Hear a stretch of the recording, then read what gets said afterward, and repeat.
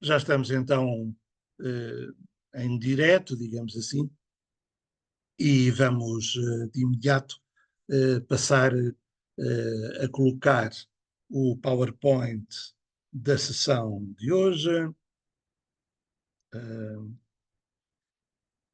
que é sobre um tema que, com franqueza, não aparece assim muito nos compêndios de teologia, digamos assim.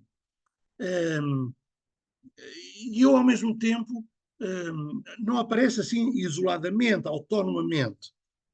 Mas eu, pessoalmente, acho que este tema não é menos importante nem menos interessante que todos os outros que possamos tratar, sobre os evangelhos da infância, ou sobre a morte e a ressurreição, que é o que vamos ver nos próximos 2 dias. Eu penso que este tema que eu hoje abordo convosco é interessante e importante. E eu intitulo As Despedidas de Jesus. Portanto, aquilo que os evangelhos narram que se terá passado no final da vida pública de Jesus, imediatamente antes de todo o processo da prisão, do julgamento, da condenação, etc. E que são, portanto, as despedidas de Jesus. Jesus está a terminar a sua vida na Terra e faz umas tantas despedidas. E eu considero aqui três, três tipos diferentes de despedidas de Jesus, três despedidas diferentes. Em primeiro lugar, a despedida em relação aos escribas e fariseus. Em segundo lugar, as despedidas de Jesus à cidade de Jerusalém. E em terceiro lugar, as despedidas de Jesus aos seus amigos, nomeadamente aos 12 apóstolos e mais algum ou outro, evidentemente. Então, vamos considerar um pouco cada uma destas três despedidas de Jesus. Em primeiro lugar, a despedida dos escribas e fariseus. Nós sabemos que, ao longo da vida pública de Jesus, os escribas e fariseus, os autores da lei, as pessoas mais legalistas, digamos assim, as pessoas mais piedosas também, os fariseus, a palavra fariseu significa zeloso, portanto, aquele que quer cumprir a lei e, sobretudo, é muito exigente para o cumprir da lei pelos outros. Mas pronto. Essa relação dos escribas e dos fariseus com Jesus foi-se degradando. E depois até bastante povo liderado por eles, pelos escribas e fariseus, grande parte do povo também começou a aliar-se ou até virar-se contra Jesus. Ora bem, na parte final já da vida de Jesus, os escribas e fariseus decidem dar-lhe a morte. Isso aparece claramente afirmado. Bem, não era preciso aparecer com todas as letras, nós percebemos isso, não é? Mas aparece várias vezes nos Evangelhos que eles tomaram a decisão de dar a morte a Jesus.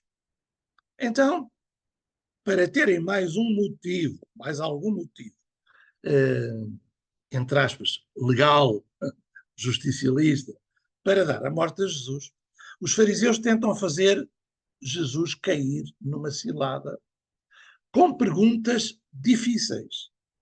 Eles já o resolveram matar e então querem lançar-lhe uma cilada para o apanharem em contrapé. E põe-lhe três questões. Três questões. Isto aparece-nos no capítulo 22 de São Mateus. Primeira questão. É legítimo ou não pagar o tributo a César? Ora, esta pergunta era uma pergunta armadilhada. Armadilhada. Porque Jesus, qualquer que fosse a sua resposta, estava sempre mal. Porque se ele dissesse, sim, deve-se pagar o tributo a César, então eles, os escribas e fariseus, diziam, tu és contra o nosso povo. Tu estás a soldo dos estrangeiros, estás a soldo dos romanos.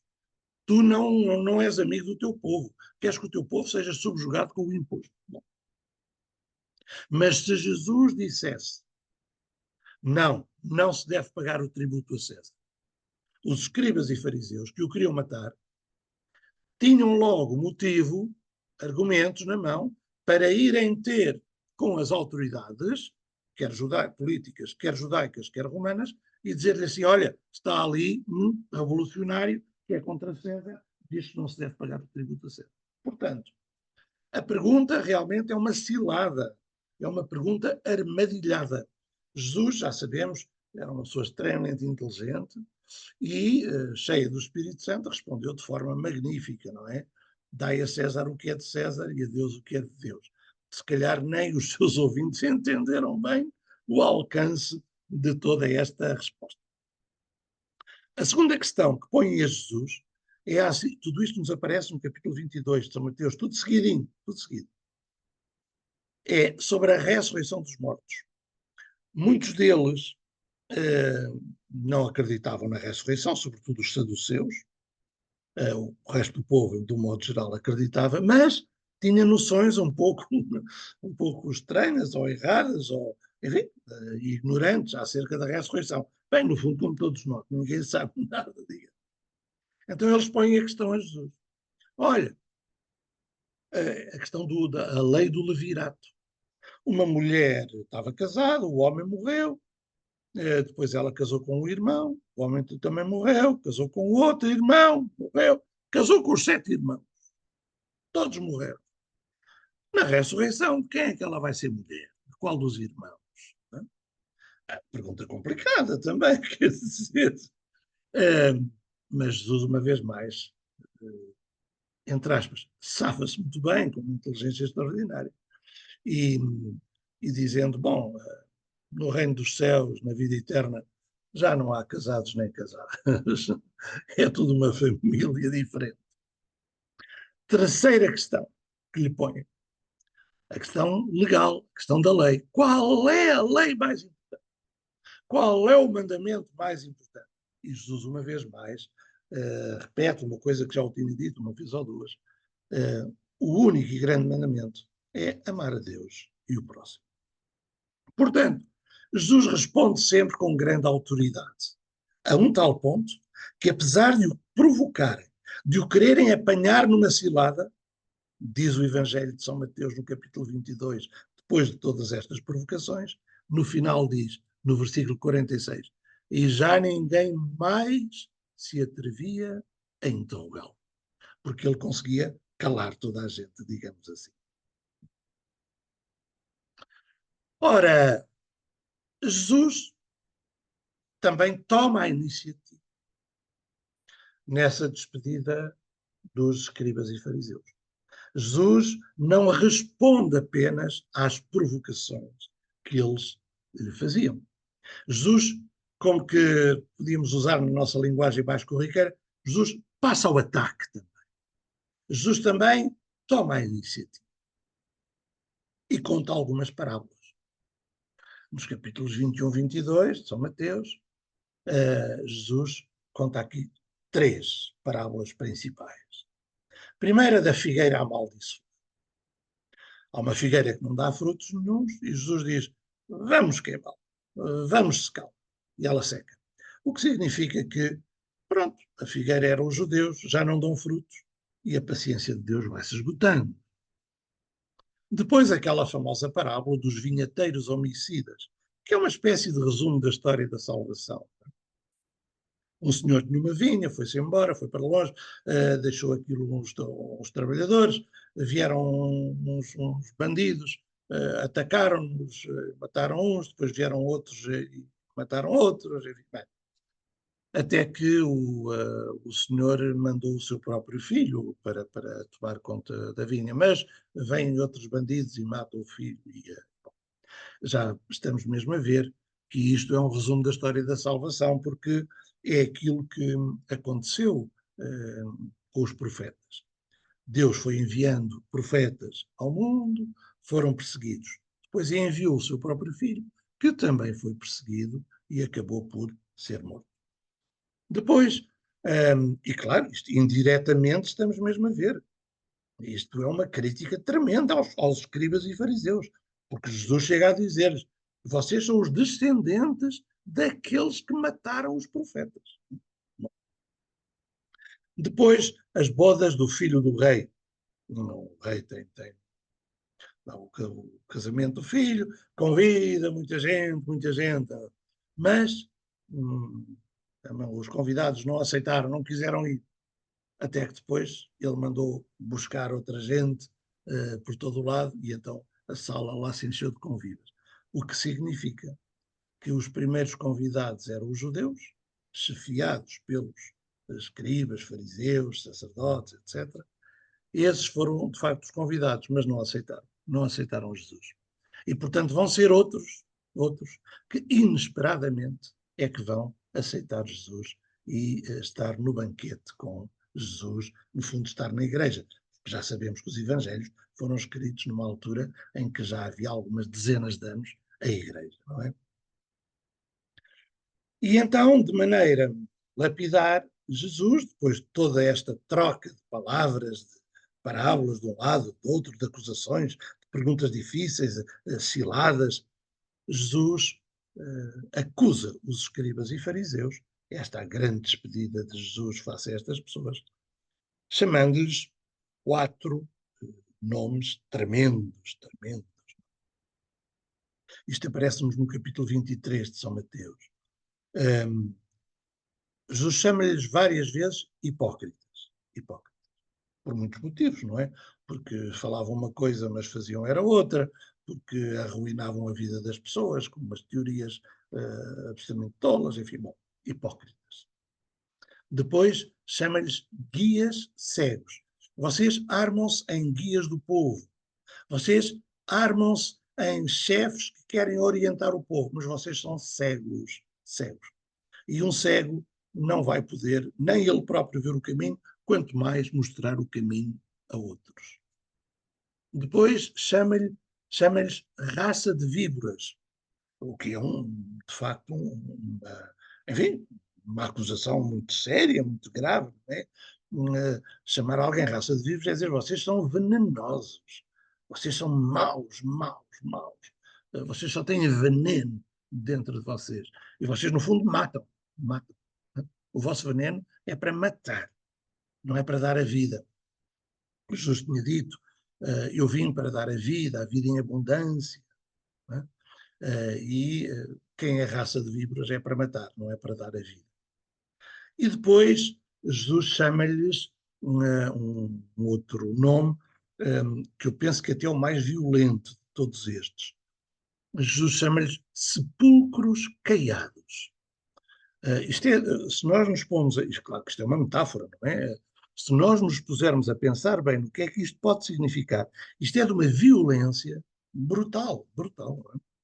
Dizer que alguém é um sepulcro caiado é dizer que é alguém que está podre, que é morte e que por fora dá-se assim uns ares, uma pinturazinha, um verniz, está caiado. Mas por dentro é só podridão, pecado, maldade, morte. Não é? E, portanto, Jesus, já muito consciente de que a sua morte está para breve, amanhã vamos falar disso, é o tema do processo histórico da morte de Jesus, e como Jesus foi tendo consciência de que o cerco se ia apertando e, portanto, a morte dele estaria iminente, então Jesus despede-se desta maneira muito direta, clara, muito virulenta dos escribas e fariseus. E então passaríamos à segunda grande despedida de Jesus, que é a despedida face à cidade de Jerusalém. Jesus é um judeu. Jesus ama todos os homens e mulheres, ama todos os povos, mas claro, tem um carinho muito especial pela sua terra e pela capital da sua terra, por Jerusalém, a Sião do Antigo Testamento, não é? A cidade do povo de Deus.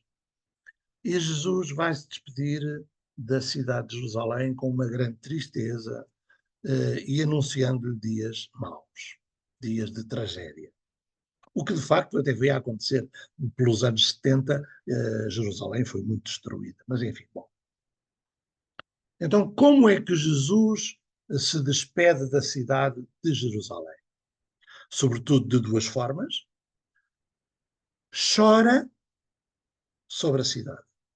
Tem pena. E porquê? Porque anuncia, em segundo lugar, aquilo que lhe vai acontecer: a ruína e a destruição da cidade e do templo.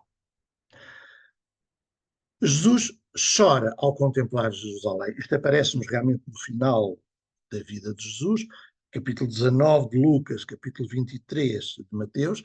A seguir aqui, a estes capítulos, começa já a prisão e o processo e a morte e o calvário. Isto é mesmo a parte final da vida de... Então, diz que Jesus desce o Monte das Oliveiras,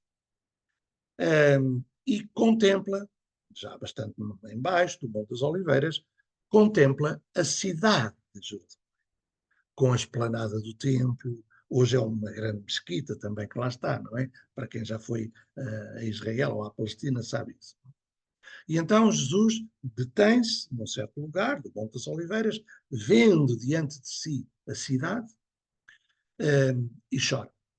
Aliás, a tradição cristã diz que foi num determinado lugar que Jesus chorou, e aí construíram uma pequena capela, que ainda hoje existe, sim, que é uma capela que tem como nome Dominus Flevit.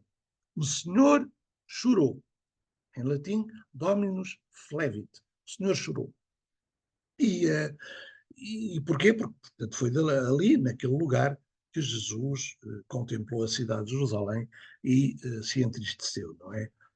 E entristeceu-se não só porque ele ia morrer, ia deixar de estar nela, não é? Como também porque Jesus sabia que aquela cidade, a capital do povo de Deus, ia ser destruída, ia ser uma desgraça, ia ser arruinada. E, portanto, Jesus, cheio de pena, chora. Jesus anuncia essa ruína e destruição da cidade do templo, não propriamente como um castigo. Não como um castigo por causa daquela cidade, os seus chefes o irem matar e se afastarem de Deus. Não é por causa do irem matar que Jesus lança um castigo, um anátema contra a cidade de Jerusalém. Não. Isto é uma questão muito simples, e que acontece hoje e sempre. Sempre que as pessoas se afastam da vontade de Deus, isto é, sempre que as pessoas se afastam dos valores que Deus implementou na humanidade através do seu espírito, e qualquer pessoa de boa vontade pode lá chegar. Os valores da fraternidade, da justiça, da paz, sempre do amor, da amizade. Sempre que as pessoas, num determinado lugar, se afastam destes valores, vai ser a destruição. Pode ser uma família, pode ser um convento de frades, pode ser uma cidade, pode ser um país. Sempre que as pessoas se afastam da lei de Deus, entre aspas, digamos assim, dos valores que deviam comandar a vida, o resultado está à vista. Vai haver destruição. Vai haver autoaniquilamento. É uma coisa que nós facilmente constatamos, vemos estas guerras todas que existem. Eu passei por uma guerra muito forte também em Angola, entre os dois movimentos, o MPLA e a UNITA, que se guerrearam 30 anos, e enquanto as pessoas se afastam dos valores da paz, da solidariedade, só há destruição, não há mais nada, não há mais nada. E, portanto, não é fácil, não é difícil Jesus chorar sobre a cidade, porque se ia despedir dela, iria ter saudades, certamente, mas também porque previa, com toda a certeza, um final negro para aquela cidade. Finalmente, embora seja a mais desenvolvida, Jesus despede-se dos seus amigos. Vocês veem bem o título, não é? A despedida dos amigos. E a despedida dos amigos acontece na última ceia. Eu penso que já vos disse, mas pronto, agora também já não me lembro exatamente, que a última ceia, nos três evangelhos sinóticos, aqueles que vêm de uma mesma fonte e são muito parecidos, Marcos, Mateus e Lucas, agora com as suas diferenças, a última ceia são apenas uns pequenos versículos, são umas frasezinhas. Em São João, no Evangelho de São João, a última ceia é praticamente um quarto do Evangelho. São 5 capítulos. O 13, o 14, o 15, o 16 e o 17. Tudo isso é a última ceia. E é a despedida de Jesus dos seus amigos. Aliás, os evangelhos dizem que Jesus, ao convidá-los para a última ceia, disse: tanto que eu suspirei por ter este momento, tanto que eu suspirei por comer esta Páscoa convosco, como eu gosto de comer esta Páscoa convosco. E no fundo era um gostar e um querer estar com os amigos e um despedir-se deles. Ora então, segundo São João, nesses 5 capítulos, as despedidas de Jesus face aos seus amigos eh, são despedidas muito bonitas e muito completas, né? Cheias de ideias, de frases, é um autêntico testamento em várias linhas. Bom, então o que é que nos diz a última ceia segundo São João? Como é que são as despedidas de Jesus? A primeira coisa que nos aparece na última ceia, quando Jesus se despede dos amigos, é que Jesus começou a lavar os pés aos discípulos. Capítulo 13 de São João, e daí o nome daquela instituição de apoio aos sem-abrigo, que grande parte de vocês conhece, chamada João 13. Bom, lavar os pés, servir as pessoas. Jesus lavou os pés, pôs ao serviço toda a vida dos seus amigos e das outras pessoas, e diz para os discípulos agora também lavarem os pés uns aos outros. E o lava-pés já sabemos que era feito apenas por criados, por escravos. Portanto, Jesus assumiu essa função, digamos assim, de serviço aos outros. E pede para os discípulos, agora que se está a despedir deles, pede para eles também lavarem os pés uns aos outros.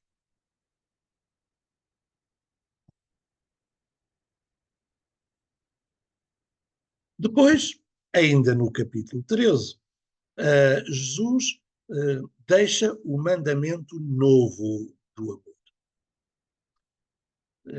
Deixo-vos um mandamento novo, dou-vos apenas um mandamento, amai-vos uns aos outros, como eu vos amei. Portanto, estas despedidas de Jesus dos amigos é, como digo, é o seu testamento espiritual.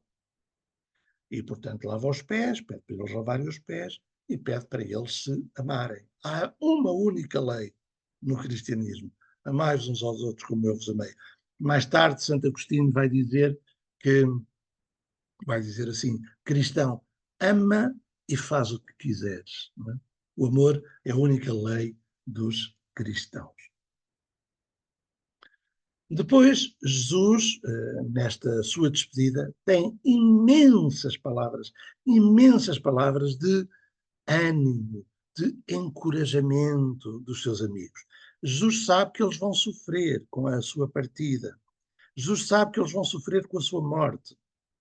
Jesus sabe que eles vão sentir-se órfãos. Então Jesus incute-lhes esperança, incute-lhes confiança de muitas maneiras. Eu apenas cito aqui uma ou duas, mas as frases que aparecem nestes 5 capítulos de encorajamento, de confiança aos discípulos são imensas, não é?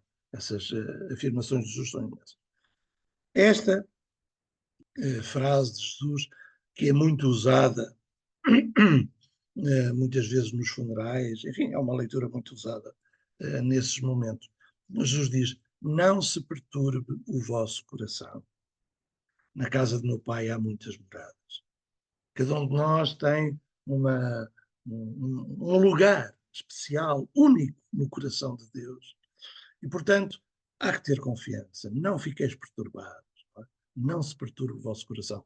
O que é uma outra maneira de dizer aquilo, a frase, a expressão que aparece mais vezes no Novo Testamento, que é não tenhais medo. Essa é a expressão que mais aparece no Novo Testamento, já antes de Jesus nascer. O anjo diz isso a Maria, a José e aos pastores, quando Jesus nasce. Não tenhais medo, não tenhas medo, Maria, não tenhas medo, José. Depois Jesus diz imensas vezes, não tenhais medo, ao longo da sua vida e no pós-ressurreição. Não tenham medo, não tenham. Portanto, não se perturbe o vosso coração. Não? Uma despedida bonita, não é? Por vezes, grandes santos ou pessoas anónimas que se conseguem despedir da sua família, pessoas à sua volta, à volta da sua cama, e estão a dizer as últimas palavras, também muitas vezes usam estas expressões de ânimo, de não choreis por mim, não fiqueis perturbados, a vida há de continuar, ficai alegres. Bom, é um pouco isso que Jesus também faz com os seus discípulos. Uma outra frase de encorajamento dos seus amigos nessa despedida é a promessa do Espírito Santo, que acontece, digo, 3, 4 vezes nestes capítulos da última ceia, em São João. O Pai vos enviará em meu nome o Paráclito, o Espírito Santo. Não se perturbe o vosso coração, não tenhais medo.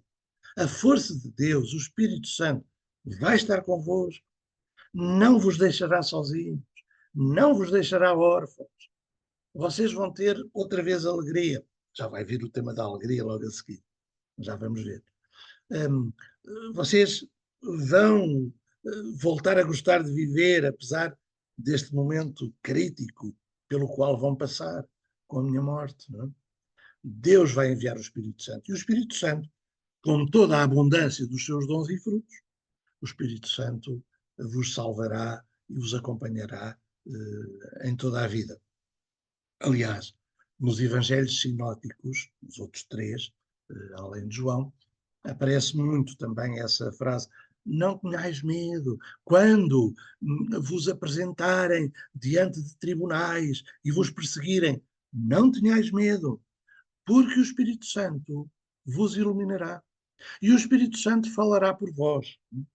Portanto, tudo palavras de encorajamento, de ânimo, de muita amizade, de muita bondade, não é? Esta é a despedida de Jesus, passa aos seus amigos. Depois, diz uma coisa também, despede-se deixando a paz. Deixo-vos a paz, dou-vos a minha paz. Não como o mundo a dá, porque a paz do mundo é uma paz podre, já sabemos. Não é?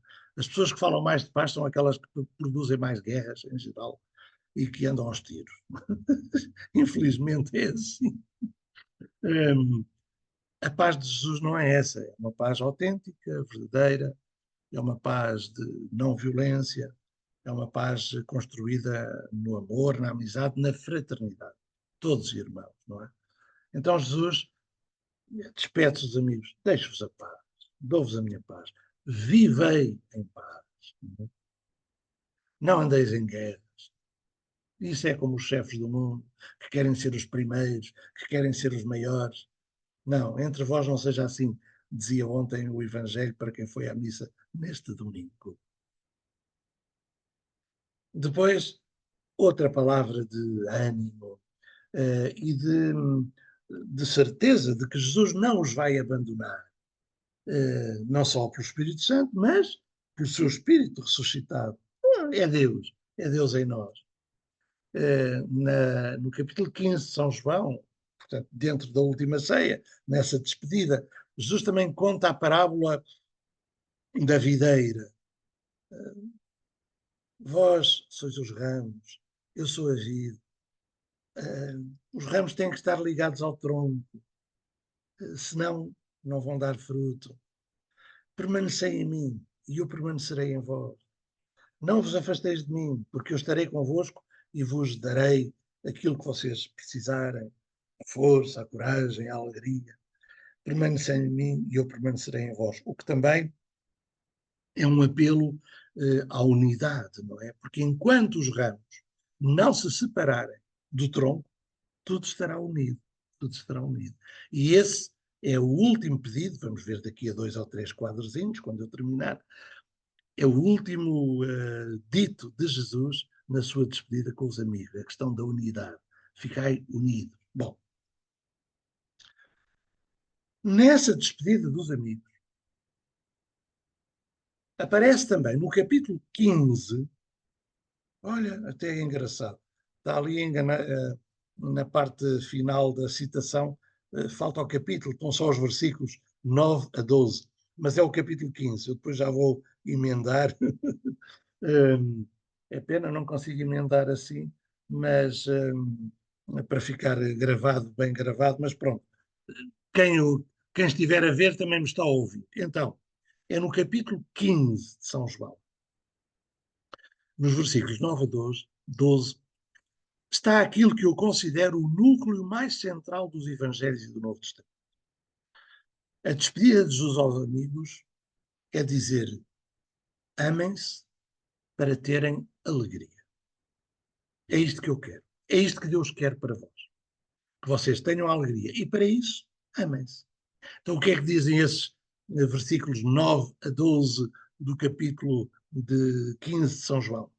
Assim como o Pai me tem amor, assim eu vos amo a vós. Permanecei no meu amor. Se guardardes os meus mandamentos, permanecereis no meu amor, assim como eu, que tenho guardado os mandamentos do meu Pai, também permaneço no seu amor. Portanto, o anúncio do amor.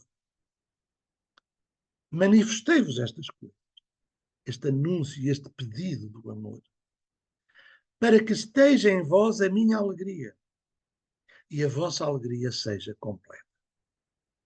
É este o meu mandamento, que vos ameis uns aos outros como eu vos amei. Eu creio que aqui está o núcleo central de todo o Evangelho, o resumo de todo o Evangelho. A vontade de Deus, e é isso que Jesus fez toda a sua vida, e na despedida volta a recordar aos amigos, a vontade de Deus é que tenhamos a alegria, que possamos desfrutar da vida. E para podermos desfrutar da vida e termos alegria, dá-nos um mandamento, dá-nos um GPS. Amem-se, sejam amigos.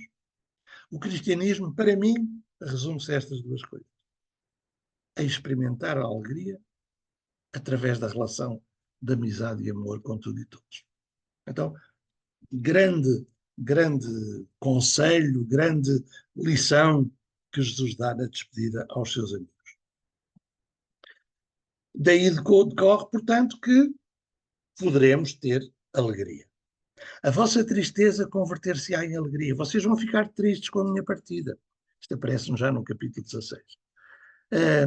E com todas as mortes e todos os problemas da vida, nós ficaremos tristes. Mas a vossa tristeza converter-se-á em alegria. Até porque o Espírito Santo estará convosco. E nós, pelo menos alguns de nós, que em pequeninos andámos na catequese e aprendíamos os dons e frutos do Espírito Santo, nos dons do Espírito Santo, segundo, aliás, o capítulo 5 da Carta aos Gálatas de São Paulo, em que São Paulo fala de 9 frutos do Espírito Santo, o segundo fruto do Espírito Santo é a alegria. E, portanto, nós poderemos experimentar a alegria e ousaremos a alegria porque o Espírito de Deus está em nós e superará todas as tristezas. E, finalmente, último dito de Jesus na sua despedida. É o capítulo 17 de São João. O capítulo 17, creio que já vos disse, é todo ele um capítulo de oração. Aquilo que nos sinóticos acontece quando Jesus, no fim da ceia, diz a Pedro, Tiago e João para se deslocarem um pouco, virem um pouco à parte e se porem em oração, Jesus põe-se a rezar e eles adormecem. Até à vinda dos soldados para prender Jesus. Bom, isso que nos outros evangelhos são os versículozinhos, no capítulo 17 de São João é todo um capítulo, são 26 versículos, é o capítulo 17. Chama-se a oração sacerdotal de Jesus. No fim da ceia, Jesus põe-se a rezar. E entre muitas coisas que pede a Deus, é uma oração de intercessão pelos seus discípulos, pelos seus amigos, de quem se está a despedir. Por isso é que a oração sacerdotal diz assim, porque o sacerdote, em princípio, é aquele que medeia entre Deus e os homens. É, na teologia das religiões, é essa a definição do sacerdote, não é? No cristianismo é um pouco diferente, mas enfim. Então chama-se oração sacerdotal de Jesus. E Jesus reza a Deus, ao Pai, pelos seus amigos, e esta é uma despedida muito profunda dos seus amigos. E nessa oração, nesse pedido de Jesus ao Pai, Jesus diz: Pai, guarda-os no teu nome, Pai, não os abandones. E depois, Pai, que eles sejam um, como tu e eu, ó Pai, somos um. Portanto, o pedido a Deus para que os guarde na unidade e a despedida aos discípulos para que sejam sempre um, que sejam unidos, não é? Que vivam na fraternidade, na união, na amizade, o amor, uns com os outros, e assim também terão alegria. Pronto, estas são as despedidas de Jesus. Hoje vamos ficando por aqui. Eu vou interromper o compartimento da tela e pronto, e voltamos às janelinhas, onde nos vemos as caras de alguns e onde alguns esconderam a sua cara, os mais bonitos esconderam a sua cara. Pronto, àqueles a quem eu não saudei de uma maneira mais particular, mais especial, muito bem, aqui fica agora a saudação. Vou vou aqui aos participantes dar a possibilidade de falarem se quiserem. Agora já pode. Eu há bocado tive que calar toda a gente e não deixar ninguém entrar. Mas agora quem quiser dizer alguma coisa, pois pode dizer. Já que hoje falámos de despedidas, também vocês se calhar querem se despedir. Alguém quer tomar a palavra? Ou ficamos assim por aqui? Mas como volto a dizer, eu penso que é um tema, este que tratamos hoje, que é bonito, e não deixa de ser importante, eu acho que sim. E não é, em geral, não é muito tratado assim nos manuais de teologia ou de cristologia, mas eu penso que são passagens evangélicas muito bonitas, acho que sim, e importantes. Pronto, ficamos então por aqui. Amigos, até amanhã. Uma boa noite para todos, está bem? Boa noite, obrigada. Isso. Até amanhã. Deus. Boa noite, até amanhã. Obrigada. Amanhã. Amanhã, boa noite.